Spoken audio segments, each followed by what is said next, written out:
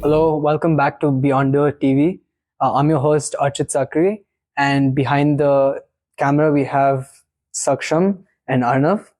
I want to introduce my guest, Ms. Varsha, who is the instructor here at Atria University, who is the assistant professor for DT.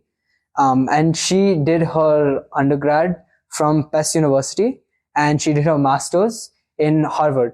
So I want to take this opportunity to ask her a few questions regarding education in India versus abroad. Hello, ma'am. Hi. So, to my first question, how is the transition between India to abroad? Okay. So, I'll set some context at first. I did my undergrad in computer science engineering here, like you said, at PES University in Bangalore. I eventually became interested in the space of education. So when I went abroad to Harvard, it was to do my master's in education with a focus in learning, design, innovation, and technology. So to begin with, the transition was, there were two parts to it. One was that I was transitioning from a STEM and engineering kind of setting to something that was more humanities oriented, like education. And that for me personally was a very fulfilling, I think, transition, because I've always been very interested in like liberal arts, humanities, reading, things like that. And so the methods of like education there, I felt were just more natural to me, and I enjoyed that more. The other transition was to the Western education system in the US, which obviously came with some of its pros and cons. Culturally, it's just very different than India is. So I found myself missing home quite a bit. I think that people there have a tendency also to, it's all about work, right? Sometimes, and it's about like one class to the next class to the next class, and you just eat lunch on the go, and there's not really a space like the canteen where people go sit together and chat over lunch. So I miss some of those things, but otherwise, like the education system, the methods of teaching, I think those were all things I really enjoyed. Oh, that's awesome, ma'am. So it brings me to teaching techniques, right? So what are some of the differences between the teaching techniques over here in universities here versus abroad? For example, Harvard.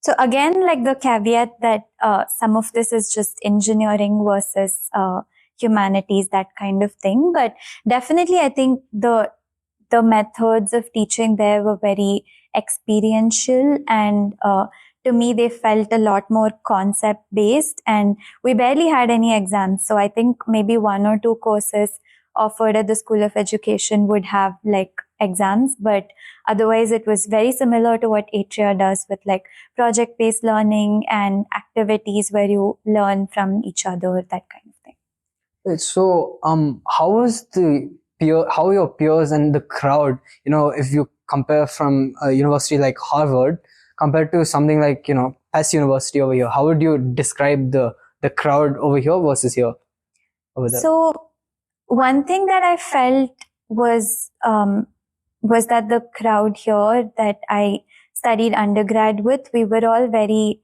technically savvy, and like we knew about the latest developments in engineering technology. The crowd there was very diverse because it was a master's in education. People were coming from a variety of backgrounds. So there were people that had been dance teachers their entire life. There had been people who were working with refugees in camps. There were people that had been kindergarten teachers. So it's like a whole, wide spectrum of people that were there. And given that not everybody was like equally technologically savvy or something, so that was one of the differences, I guess. But the bigger thing is that people just brought with them like their life experiences, their perspectives. And there were people from like so many different countries, and I got to learn a lot about like different cultures. Some of it was surprising. Some of it was very like strangely similar to the way things are in India. So you find like similarities, you find differences with people, you connect with them, and that was really amazing. So do you think that the connections that you made over there were more valuable than the connections you made here in terms of towards your career prospects? Maybe only because my career has transitioned, but otherwise not as such. I mean, people are people everywhere, and I think if you have like a wide friend circle, and if you're not hesitant to reach out to them whenever you need support or whenever you need like help to change jobs or something like that, I think it's a similar thing that works here and works there. So in that sense, I don't think that my connections there were more valuable. But definitely, I think within the education space, I felt like I got to meet a lot more people who were in like some really high up positions, some crazy companies. Like, for example, one of my professors at Harvard was actually part of the original founding team of Scratch, which like I think that came out of a lab at MIT, and now it's like a whole company and stuff. But so you just get to meet people who've worked on really big things, and I think that was really interesting for me. That's awesome to hear. Now I saw that you were a teaching assistant, a TA for a little while. So when you did, how did that kind of help you towards learning new things? How was your experience on that? I really enjoyed being a teaching assistant. So this again is one big difference, I think, with the way most Indian universities work and universities abroad. Teaching assistants are actually a very large part of the delivery of courses, especially if the courses are like for 200 students or 300 students at a time. As a teaching assistant for Harvard's introductory computer science course, which mostly the freshers would take, I got to teach like my entire section, which is what they call like a smaller class within the larger class. So I got to teach like once every week for the entire year. I think that was really amazing because it gave me this confidence that even though I hadn't been like a professor before that I could still like design my own curriculum, that I could lead a class and activities and things.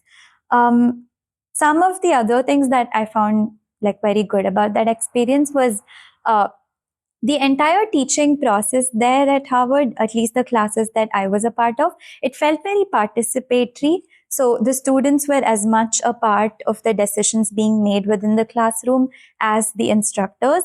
Feedback was a really important part of the entire system of like fine-tuning the syllabus, of making sure students are getting the learning outcomes that you want them to get. And so as a teaching assistant, one of my biggest roles was to facilitate that participation, was to make the students feel comfortable enough to share their feedback. It was to communicate the students' side of things to the instructors side of things to the students. So in some ways, I felt like this person in the middle who got to see both sides of things and how both sides were experiencing some kinds of difficulties. And I really enjoyed, I think, when I was able to bridge the gap between the teachers and the students and like bring something into place that helped both of them in the end. That's awesome to hear. So, now, Harvard is obviously one of the biggest, a very big university. How was the process, from going from an Indian university to abroad, and why is it that you chose Harvard particularly? So I chose Harvard because of the program and because of the School of Education. When I initially applied to this program, I wasn't even seriously considering it. It was one of my, just like a thing I did because I thought it would be fun. Like the program looked fun. I thought I should write an application. And when I got in, I was really stressed, I remember, for a bit because that was the point where I finally had to choose between a master's in CS and this master's in education. Something really amazing that happened during that time was that the School of Education at Harvard, they connected all the students even before we got there in like a lot of sessions online. We met each other, we met the faculty, we got to talk about why different people had come there, what they were hoping to get out of it. And I think in that process, it all came together for me. I was like, this sounds like such an exciting place, and it feels like there's so much to learn here. And end of the day, I was just not feeling the same way about a master's in computer science, I think. So that's what influenced my decision. A part of me had initially applied just because it's Harvard University and like, who wouldn't want to go there, I guess. But I think it's only after I got in and made that choice to go there that I realized that it was far more for the program itself and the peers I would be meeting than it was for the university's reputation or the name. There is, I think, I will add that there is a difference in like perception when you're sitting here in Bangalore looking at US universities. There's a tendency to open all of these websites that rank universities according to like their prestige or placements or that kind of thing, and to look at that and decide like the top 5 as your list. But the US way of doing things, I think, is a lot more about program and student fit. Like, are your goals aligned to what the program can offer? And I think in retrospect, I really like the way they do things, which is that you don't pick going to a place just because it's like top ranked, but you pick it because you feel like the outcomes that you would get from that program are aligned to what you want to do. Oh, that's amazing, ma'am. So you have one degree in computer science and you have another in education, right? So did this help you kind of hand in hand in terms of learning in general, right? Because you have a degree and then you have another degree, which is kind of like the essence of learning what it is, right? So does this kind of help you become a better, like if you went back into the science stream, right? Do you think it would help you actually learn better? I really think so. Yeah. I feel like, as learners, all of us go through like our schooling, we go through college and we pick up things, right? We understand things about the way that we learn. We understand the situations in which we do well and how we like practice or study to like do better or improve. I had like similar sorts of learnings or insights about my own process, but I think learning about how like education works, how a human brain like remembers something, how we internalize concepts and like put them into these trees in our heads, and how we like create information also. I think learning about that from the educational psychology, that perspective, really helped me like come up with this broader framework. And everything that I knew about learning before then, none of it had become untrue, but all of it just felt like I had the vocabulary to now describe even to myself why something was working and why something else was not working. I'll give you one example. So I've always known since I was younger that I'm a learner who likes to build things, to create things, and I don't quite understand topics until I work on something where I'm applying it to the real world, right? And now, having understood how like different learning styles exist and how people get to different parts of like the Bloom's taxonomy, these are just fancy words, but having understood how all of that works, I think I'm realizing that, okay, this is why the lecture-based system does not work for me. No. This is why I find myself zoning out whenever I find like a professor maybe who's been talking about something, even in the most interesting way. If they're talking for like an hour, I'm not able to like pay attention and listen to that, because that's just not the way my brain learns. And so I need to have like these activities in between to be able to process what's happening. And yeah, so I think it has definitely helped me become a better learner. Do you think that in all universities they should have a mandatory program about, learning to learn like ATA University does? Yeah, I think it's a brilliant idea, to be honest.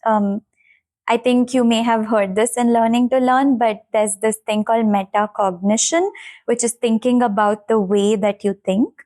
And it has proven effects in like improving your ability to like learn, your ability to apply things, and also like your emotional aspect, because that's really important when it comes to learning. If you look at something that like maybe you are considering taking a course and say you have a mental block against that subject, you're probably not going to start it with the best frame of mind.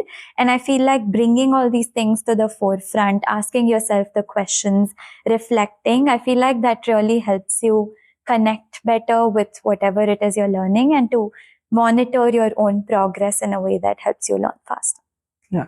So we have one type of learning is peer learning, and then we have another type of learning which is your traditional classroom method. In your opinion, which do you think is actually more effective over your years of experience?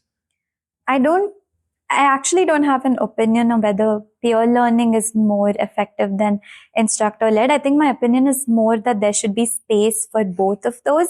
You should never be in like a course or a learning environment where one way is prioritized very strongly over the other, because I think there are benefits both to learning from an expert and learning from a peer who is probably going through the same stages of learning that you are. I will say that peer learning is not prioritized as much in a lot of traditional settings. And I think that it has a lot of value. So people should be like bringing that in as much as possible. So would you say that abroad universities are more oriented towards peer learning compared to your classroom lecture, or they're both equal in that sense compared to Indian universities? No, I again think it completely depends on the course. Like I was in courses, I've seen courses where it's a traditional lecture-based system where the professor sort of talks and shares examples about things and you're just listening to them. I've also been in classrooms where it's entirely based on group discussion between peers, like flipped classroom methods where you go home and you do reading or you learn and then you come back to the classroom and you discuss with peers and learn that way.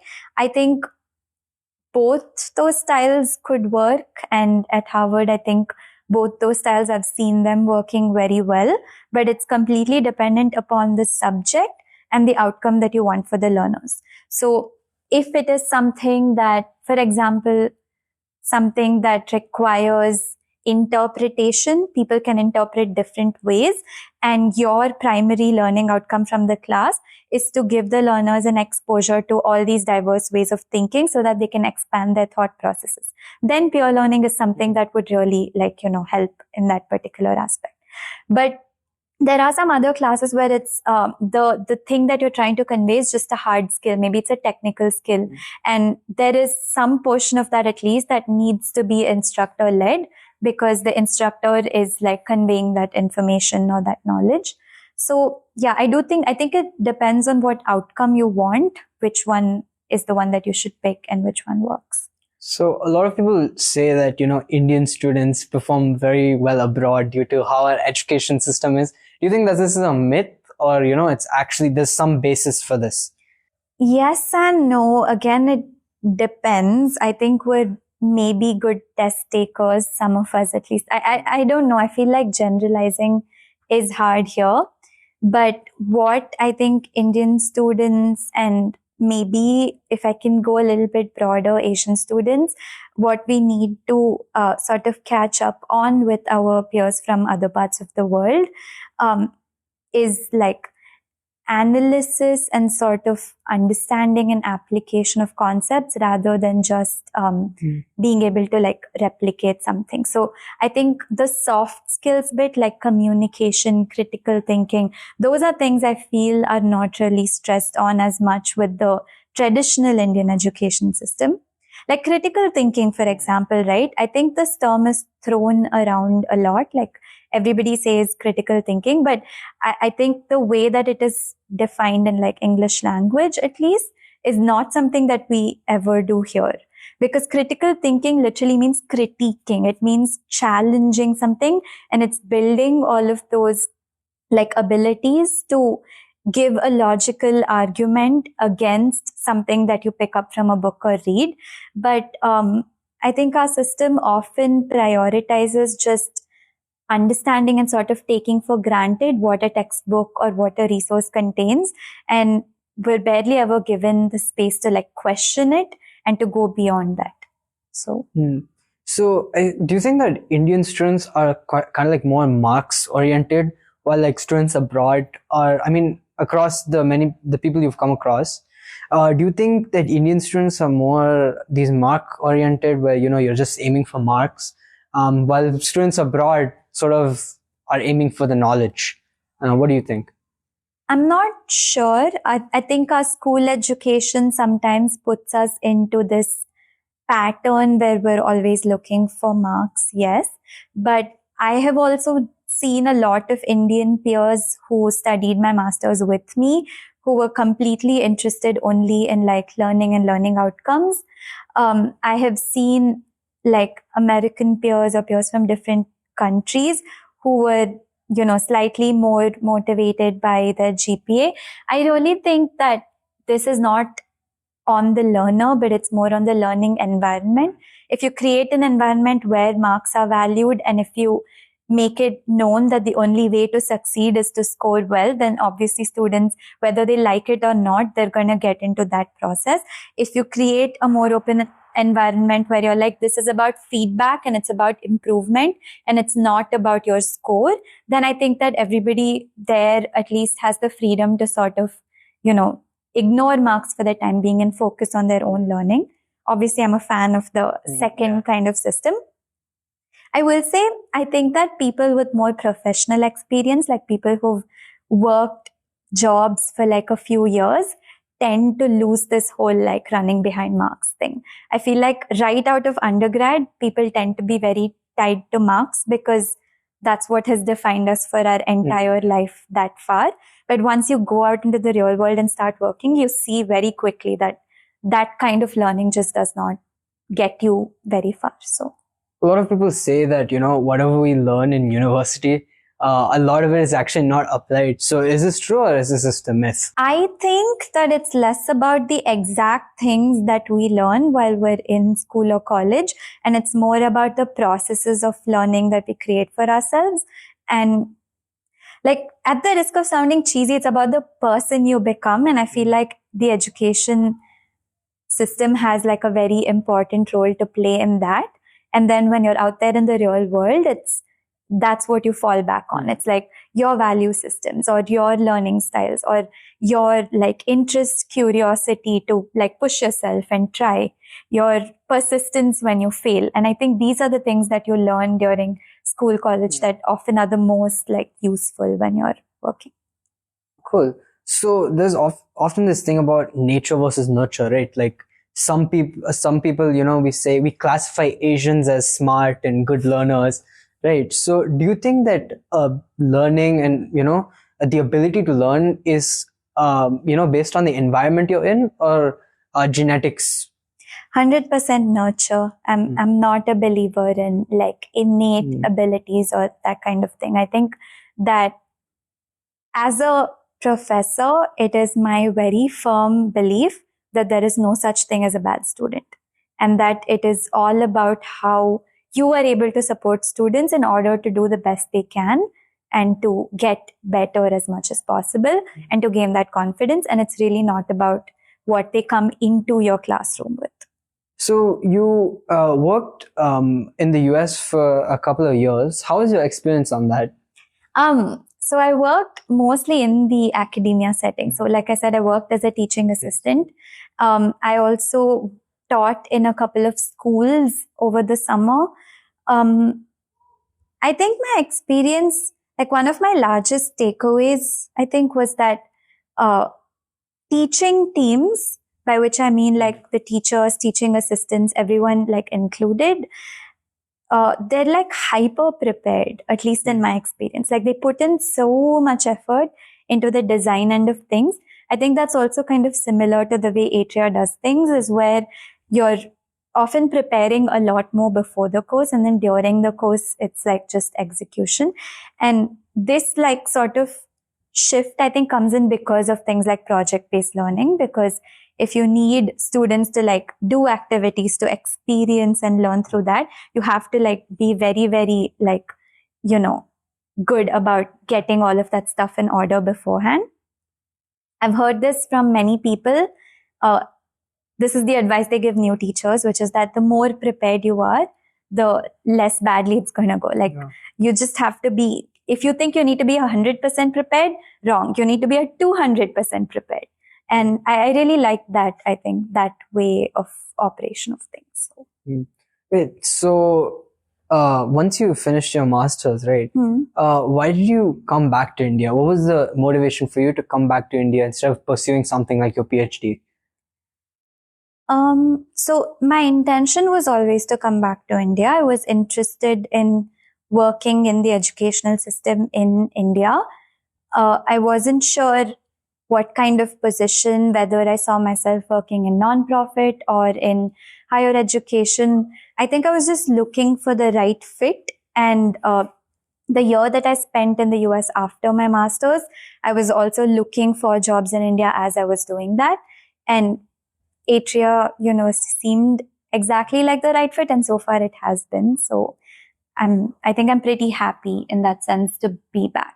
I think that there are a lot of exciting opportunities in the US, but I also think there are a lot of exciting opportunities in India. And I think people tend to think that, oh, when you go there, you probably want to settle down there and stay there. But I've seen the other side of things, which is the economy there is not the greatest right now. People are struggling to find jobs. And I think that being open to like opportunities back home as well has really helped some of like my peers and me get what we want. Yeah. So when you see other universities, do you see that they're also kind of transitioning towards this project-based STEM, like, maybe not as fast as ATA University, but, towards that direction? Yeah, I mean, I'm not 100% sure, but I do feel like there's more uptake in recent times. Project-based learning has like been proven to do better than some other traditional forms of learning. So I think people are picking it up in like pockets here and there. What I will say, I think, is that usually it's a bit more ad hoc. It's more on the individual teacher or instructor. And at AU, like we're trying to standardize it and everybody is trying to include this in their classes, right? So I really like that approach of like having that as the university standard. But I haven't personally heard of any other universities that do this. So I've got to ask, how many languages do you know? Not that many actually. So I know only English and Hindi, like reading and writing. But if you consider like kind of being able to speak, maybe like 3-4 other languages. When you stay with like other people, do you like kind of like, sometimes you can speak like phrases, because over there I'm learning Portuguese. So my best friend is Brazilian and she's back in Brazil now as well. But she was my roommate for 2 years. And I've been trying to learn a little bit. I'm supposed to go visit Brazil next year. So I've told her that by the time I get there, I will try to be far more fluent than I am right now. So do you read a lot of books? I would like to. I don't think I read as much as I want to, but I have been a reader through my entire childhood, and I guess during masters I had to read a lot. What are some of your favorite books? I really like fantasy, like Game of Thrones or things in that similar, that high fantasy kind of thing. I think I was always very much into fiction as a child, but these days I am reading a lot of nonfiction and I like that as well. So in terms of like the nonfiction, right? What are some books that personally have either motivated you or changed your life? Any books like that? So not whole books, but I have read chapters from like multiple places, mostly for my masters, that I think really were foundational in helping me like figure out where I stand on a lot of things. There's one author called Bell Hooks, and she has some really beautiful work. One thing I remember is Teaching to Transgress, which this was a chapter that I read for one of my classes, and it talks about how education should be almost like a revolution. Like you need to go in intending to crash and burn everything that exists and start from scratch. And yeah, so I really liked a lot of that. Another book I really liked was this book called Geek Heresy. And that's about technology actually, and how technology is often used to try and achieve social impact and it fails to do so. And this was written by the author. This was written by the founder of Microsoft Research India. And a lot of it is based in examples in India, and I really like that as well. Highly recommend that book to anyone. So you're an instructor here at AU. So are there any learning techniques that you learned abroad at Harvard that you've sort of applied over here while you're teaching? A few, I think. They're all much smaller things than you would imagine. So one thing that used to happen in most of my classes there was they would take feedback at the end of every session, and they would use that to like figure out how the next class should run. I've tried doing that here, and I think I haven't been very good about it. Like I haven't done it throughout the sprint, but I really intend to going forward. I think that's very helpful. Some other things are like, I don't know, again, small things like letting students play music in class when they work, or, like giving students like a schedule of exactly what's going to happen in the day, right in the morning. I think it's those like tiny thoughts that like help you organize things better. And I think those are what really come together and make a big difference towards the end. So those are some of the things I've been trying out here. I hope to try out some. Do you think planning your entire day ahead of time is useful instead of just, as some people do, chaotically just, go through it? Like, what do you think is more effective? It depends on teaching style. So I think some instructors can make the other way work, but for me, it's planning 100%. Like, I think if things go off plan, I'm like already very stressed out. And then I spend all of lunch break like planning the rest of the day. Maybe there's something to learn from people who are able to like dynamically make things work. So growth areas.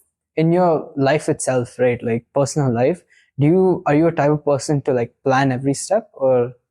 I'm a planner. I think that the more you venture into like uncertain and transitionary areas, so honestly, this probably you all might resonate with it. If you're working in a space that's not super traditional, like even the majors at Atria are not necessarily the most traditional majors, right? So any like sort of uncertain or intersection space that you are in, the more you plan and the more you like try and lay everything out for yourself, the more success you'll have. Because if you're walking down the beaten path, it's easy to not get lost. But if you're forging your own path, it's really easy to get lost. So planning helps. That's fantastic. Thank you so much, Varsha ma'am, for coming on Beyonders TV. And I'm pretty sure many people are inspired, because I know I am. And we hope to have you next time. Thank you so much. Thank you.